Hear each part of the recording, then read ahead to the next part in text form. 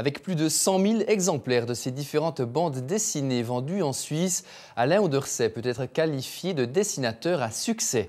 Justement, un succès qui ne se dément pas, surtout si l'on sait que sa dernière BD intitulée Willy Grunch a été éditée à 10 000 exemplaires, un record dans le monde de l'auto-édition.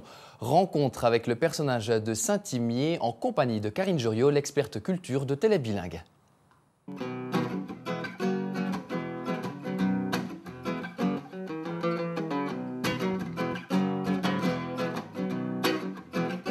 Personnage atypique, drôle et attachant, Alain Auderset est également reconnu aujourd'hui pour son talent.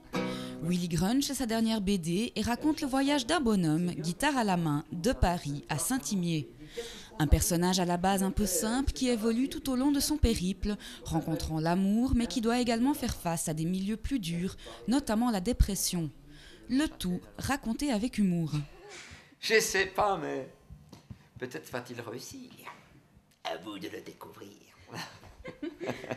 Ça parle pas de la région, ça se passe dans la région. Alors c'est des gags, c'est un gars qui est un peu immature, qui est, disons, franchement un peu con. Mais moi je l'aime bien. Et puis en fait, il vient de Paris, il en a marre de ce stress, et puis il fait du stop.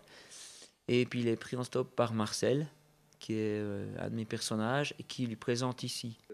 Alain Auderset ne se décrit pas comme étant un artiste. Le dessin fait entièrement partie de lui et il trouve énormément de son inspiration au cœur de la nature. Dans Willy Grunch notamment, il est difficile de ne pas identifier certains endroits bien connus de notre région. Et vous savez, ici c'est magnifique. Je veux dire, on habite un coin extraordinaire. Les gens, ils ne voient plus comme c'est beau. C'est beau ici, il faut le voir, on ne le voit plus. Et du coup, je l'ai mis dans mes dessins. Je vais là, je fais voilà comme ça, tu vois, il y a les flèches, ça montre mon chemin. Puis j'arrive ici, Jacksonville.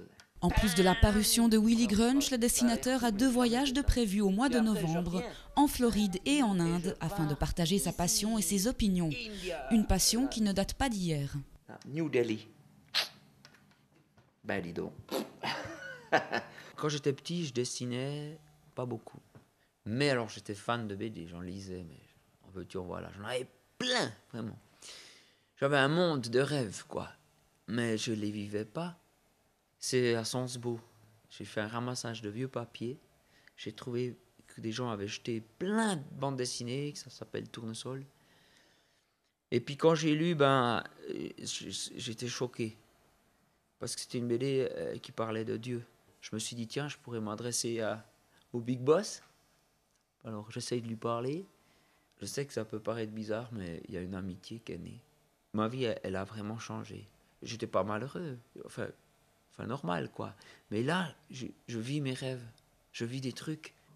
Ce succès n'est pas près de se terminer.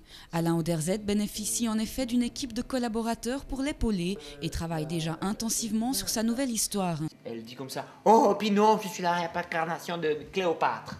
Puis Marcel dit, Cléopâtre? Et puis elle dit, oh, tout à fait. Puis il la fout dehors, quoi. Puis il dit, esclavagiste. Une vie bien remplie et un succès mérité pour l'artiste de Saint-Imier.